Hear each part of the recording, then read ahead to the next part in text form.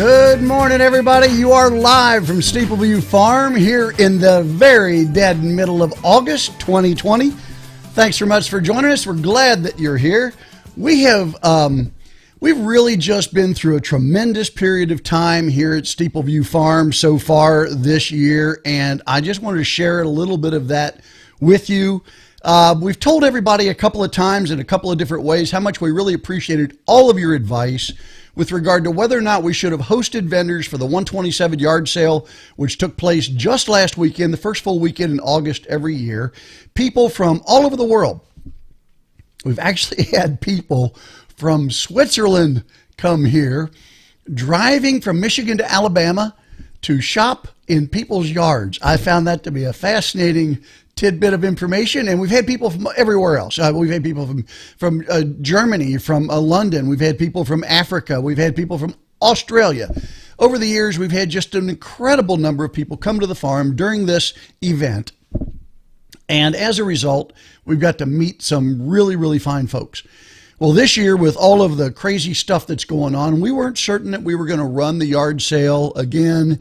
We thought we might cancel it. We thought it might be canceled by government order, but it wasn't. And in the last couple of weeks before the sale started, we decided to go ahead and have it, only after consulting with you here on Facebook. And your advice to us was, look, why not give those folks that are making a living by being vendors at this sale, why not give them a chance to set up and sell?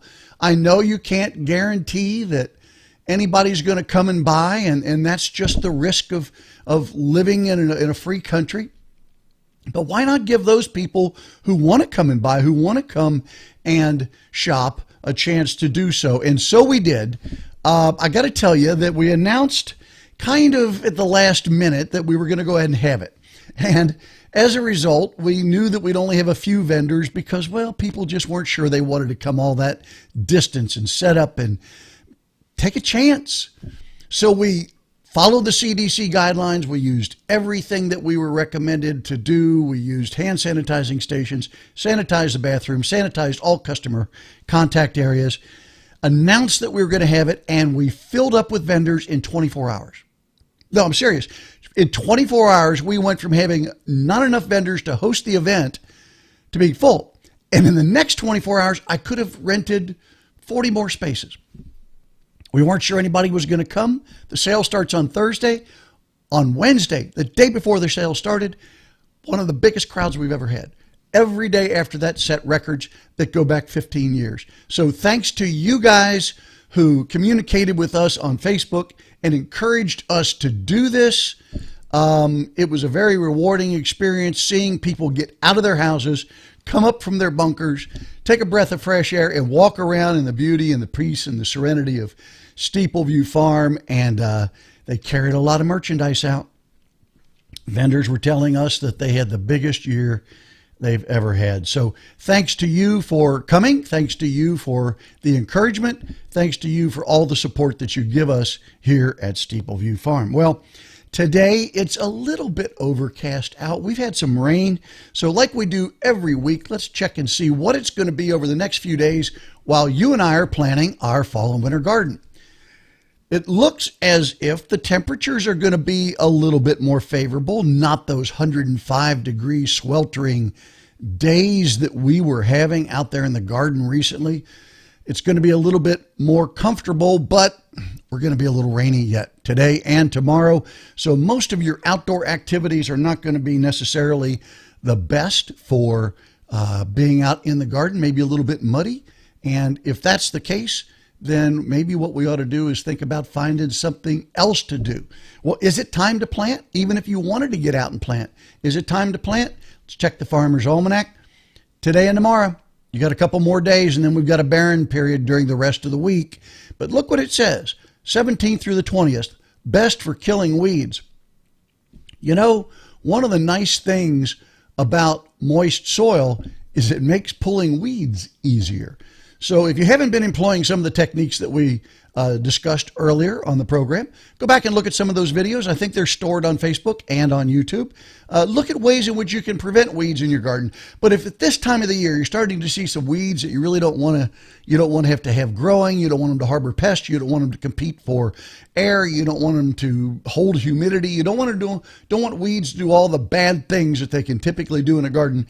Moist soil, good time. Put on a pair of rubber boots and get out there and start thinking about pulling some weeds, doing a little garden maintenance. Moist soil, pulling weeds, you've got a long period of that coming up. Next weekend, you have the opportunity to start planting again, and that's what we want to talk about here today. I want to talk with you about planting your fall and winter garden. There are a whole number of things out there that you might want to consider planting in a fall and winter garden. Let me talk with you a little bit here first about the things that I like to plant and when to plant them. Right now, you should be, I think, sourcing garlic. A variety which really does well in this climate in zone 6. A variety that really does well is called Music. Now, there are a lot of great garlic varieties out there, some colorful ones, some that are rich in flavor, a lot of different sizes. Basically two types. You've got hard neck and soft neck. Soft neck is the kind you see braided. Hard neck has larger cloves, but has a hard stem in the middle. Music is a hard neck garlic, grows well in this environment. Start sourcing your garlic seed. Now, you can actually start garlic from any garlic that you have. All of those cloves that you break off that you typically crush or cut or chop or however you use them, even bake them, all of those cloves with the paper on them are actually garlic seed. So you plant them root side down, pointy side up, about 2 inches deep, and you want to plant those in October. But you don't want to wait till October to try to find garlic. Everybody else is going to be trying to find garlic in October. It's going to be difficult for you to find it. What else can you plant? Well, if you've got an early variety of green beans, we use Provider. It's a stringless green bean. If you've got an early variety of green beans, 50 days or so, get out there and plant some green beans. You know, green beans have a tendency, ours did really good in the spring, but our green beans that we grew this summer got a little tough. The beans developed too fast. The pods respirated off the moisture. And I don't know if you know what that means or not, but all vegetables respirate. They actually give off moisture. And giving off moisture can cause a plant to wilt if it's a leafy plant, or it can cause it to dehydrate. In 100-degree temperatures, without a lot of rain, our green beans were respirating off their moisture. So the pods got a little tough. The beans grew a little big. Our summer beans were really not up to our standards. What I'd recommend is now's the time to plant, moving into some cooler weather, because you're not going to have as much respiration from your green beans. Tender green beans coming up in the fall, a 50-day, 60-day crop. It's the middle of August. You're talking the middle of October. You might need to cover them if we get an early frost, but if we get a typical frost in this region, green beans, great crop to think for a fall garden. Radishes, 30-day crop. They're up and out in 30 days. They don't do so well in the summertime. Now's a good time to be thinking about radishes. You know, you can directly seed broccoli in your garden. You don't have to use transplants. If you've got time, you've got good soil, you've got space, broccoli seeds, Brussels sprouts. Probably should start your Brussels sprouts as transplants indoors right now. Brussels sprouts do great in cold weather. They hold up well in really cold weather. So there's a nice fall winter crop, some Brussels sprouts. Nothing like going out and getting fresh Brussels sprouts and bringing them in, a little olive oil, some sea salt, some white pepper on a cookie sheet. Cut them in half, bake them, get them a little bit seared, maybe a little charred on the edges. Boy, talk about a side dish. Turnips. You know turnips are a mainstay storage crop. Plant your purple top turnips. Collard greens. I don't know about you guys, but, you know, I've been in Alabama and Mississippi and stopped off and had barbecue in a couple of really good barbecue places. And collard greens, man, nothing better. If you want a green leafy vegetable that's very, very vibrant in color and also produces massive amounts of leaves, collards. Green onions. You know, you can directly seed green onions in your garden. Start putting them in now, and they'll grow well into the winter. When you plant green onions, I'll make a suggestion. Poke a little hole, maybe a little bit bigger than the size of a pencil, maybe with about the size of your thumb. Put about 8 or 10 seeds in there. Green onion seeds typically get about 80% germination, and they don't hold well, so you have to use fresh seeds every year. But you can plant green onions right now in the garden, and they'll start growing, and they'll do well. Lettuce, of course, is a cold weather crop. Lettuce grows very fast, 30 days. Get some varieties of lettuce. I like baby leaf lettuce, what they call mesclun, a mixed variety of lettuce. That's what we grow. If you're looking for a source for those, I like Johnny's Select Seeds as a seed catalog company. Some great lettuce mixes there. Cauliflower, start your seeds inside, and you don't want to put the cauliflower outside until the temperature starts to be consistently below 70 degrees. Peas, the same way. Plant peas in your garden. You're moving into some cooler weather. They need to get up. They need to get started with warm weather. But then as they begin to mature, they also want to be in temperatures below 70. Kale, mustard greens, spinach, Swiss chard, parsley. People don't even think about this. Plant parsley now. Parsley planted now is so sweet in the wintertime. It's amazing what cold weather does for it. So if you haven't got parsley in your garden, now would be a good time to think about putting it out. Swiss chard, I don't know about those of you who like Swiss chard. I've never really had a lot of luck with it. I know there's some great recipes. Beautiful plant, beautiful plant. Parsnips might be a little bit too late, but if you've got a greenhouse, if you've got a high tunnel, got a place to cover them, you could put parsnips out now. Parsnips do really good in the wintertime. Radishes and cabbage. Now is a time to plant cabbage. But you know what else? Now is a time to think about harvesting cabbage and using it. We're going to talk about that here coming up in just a minute. So let's think about, what do we have to keep in mind when we're planting a fall or winter garden? Well, have you ever heard of Paris phone days? Is that something that's on your radar screen? Are you aware of that? Paris phone is a phrase which refers to the amount of daylight that we have left. Now, in my zone, right where I'm at my GPS location, I don't get below 10 hours of daylight until around November 10th. That means that anything that I want to grow, now, plants will grow in less than 10 hours of daylight. And actually, that's kind of a way of looking at it that's a little bit backwards. It's really how much darkness plants have to endure. It sounds like the same thing, but it's not.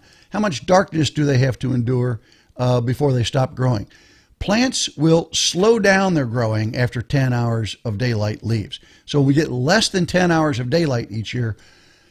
Plants will either stop growing, some plants, but these winter hardy plants will grow. They'll just grow much slower.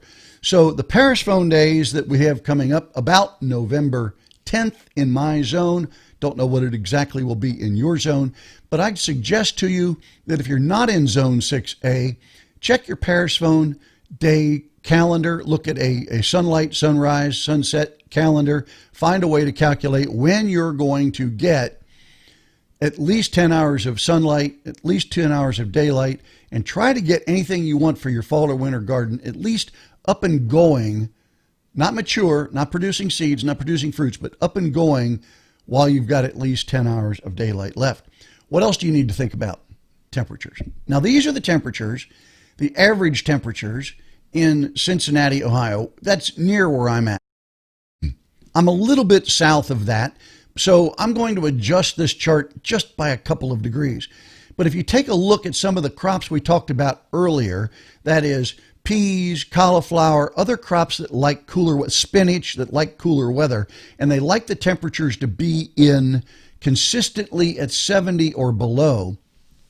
If you look at this chart, you can see we're really not going to get there until the middle to the end of September, maybe the beginning of October. That makes it a little bit difficult to get your crops up and going with 10 hours of daylight if you can't plant until September. Some of these crops that really like cooler weather, you can plant them now. You can plant them over the next couple of weeks. Unless we get a really hot spell, some of that warm weather will just help them germinate and get up out of the ground. It won't be necessary to keep them growing at that temperature for very long, because eventually the temperatures will drop, and then you'll still have gotten a jump on that 10 hours of daylight. What else do we need to think about other than temperatures? Well, you want to think about flavors. I know I've told you this before. I want to repeat it. There's something special about December carrots. I don't know what it is. I can't really put my finger on it. I've planted carrots at various times through the years and not had a good result with them. The carrots I plant, when I've calculated, counting backwards, when they will mature, if they mature on or about Christmas, in that vicinity, the sugar content is just off the charts, just delicious. I encourage you to plant carrots all year long. Carrots are a delicious crop. They're fun to grow. Kids love to pull carrots out of the ground. It's a big surprise. You see some leaves growing, you grab a hold of a carrot, you pull it up, they get this nice big long orange root. You know, if you clean it off, they can eat it right there. Carrots are a great crop to grow. Get them in the ground, but try to time your carrots based upon the variety that you like. Try to time your carrots so that they're really at their peak somewhere around the middle of December. Now, I talked to you earlier about planting cabbage. I think that cabbage is just such a versatile crop. It has so many uses. Right now, we're at the point in our gardening where we're harvesting just mass quantities of tomatoes and mass quantities of peppers and cucumbers. We've already put our personal cabbage in storage. Cabbage will keep for a long time at about 45 degrees. But right now, if you can get your hands on cabbage, it's time to start thinking about making sauerkraut. Now, what we do here at Steepleview Farm is we take our cabbage and we shred it. And because we make a large volume of cabbage, we put it in a 5-gallon bucket. Now, something you want to keep in mind if you're going to make any fermented vegetables, you want to be sure that you have clean containers. If you haven't ever studied the art of fermentation, it goes back 10,000 years. It's one of the oldest known forms of food preservation that's ever been recorded. Fermentation can begin with just the natural yeasts and microorganisms that are in the air. If you're fermenting, for those of you who are beer or winemakers, you know you add yeast to your mixture of juices and sugars and other ingredients, grains if you're making beers, honey if you're making mead. You know you add yeast to that. When you're fermenting raw vegetables, there's typically enough yeast on them to ferment them. So if you shred your cabbage and you put it into a container and you want to ferment your cabbage into sauerkraut, trust me when I tell you, it will be I don't know how to say it. It is custom sauerkraut, if that means anything to you. It's your own chop. It's your own dice. It's your own size. You get to pick whether it's shredded or it's cut in cubes. You get to decide how long it ferments. You get to decide the flavor profile by how long you let it go. You get to decide a lot of things about your sauerkraut based upon how much salt you add to it. But you will get the most delicious dish you've ever had, and it's so full of probiotics. It's great for your gut health. So making sauerkraut is just a wonderful process this time of the year. Important fact though, the natural yeasts that are on the cabbage will ferment your sauerkraut. But be sure you're using a very clean container. You don't want any extra bacteria. You don't want any extra organisms from an old jar or an old crock that's not going to help the fermentation, but maybe add off-putting flavors or disrupt the fermentation process or even make it go bad. You don't want those in there. We use a 5-gallon bucket, and in that 5-gallon bucket, we shred our cabbage. Last year, I got tired of pushing it down with my fist. You know, that's what most people do. You put it in a jar, you put it in a crock, and you just kind of push down on it after you add your salt. You push down on the sauerkraut until it releases its natural juices, and only after it releases enough juices to stay submerged are you done pushing on it. Well, last year, I got tired of pushing on a 5-gallon bucket of sauerkraut. So I went out and cut a cedar branch. That branch, I then shaved the bark off of it. And after I shaved the bark off of it, I made it into a pusher.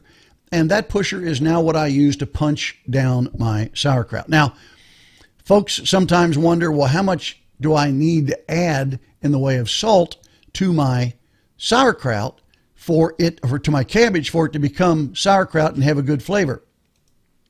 Here's a little chart. How much salt should you use? Fermented vegetables like cabbage generally do well with 2 to 3% salt by weight. 2 to 3% salt by weight. So what I recommend that you do is get yourself a kitchen scale, shred your cabbage, put a bowl or whatever container you're going to punch it down in on the scale, tear out that weight, and by that I mean eliminate that weight or write it down and subtract it from your final weight. Fill it with your cabbage and know how much cabbage you've got to start with. Then, when you add your salt, use 2 to 3% of that weight of the cabbage. Weigh your salt out in a little bowl. Now, some people ask, well, do you add all the salt at once? I suggest not. I suggest you take your shredded cabbage, put it in your container, lay in a layer, sprinkle some of the salt on top, and start punching that just a little bit. I don't mean punch, but just pushing it down with your fist or whatever you've got. They actually make wooden tools, and many kitchens have them. You can still get them that will push down your sauerkraut. Push it down, start releasing some of the juices, add some more cabbage on top, sprinkle a little more salt, layer it in, 2 or 3 applications of salt.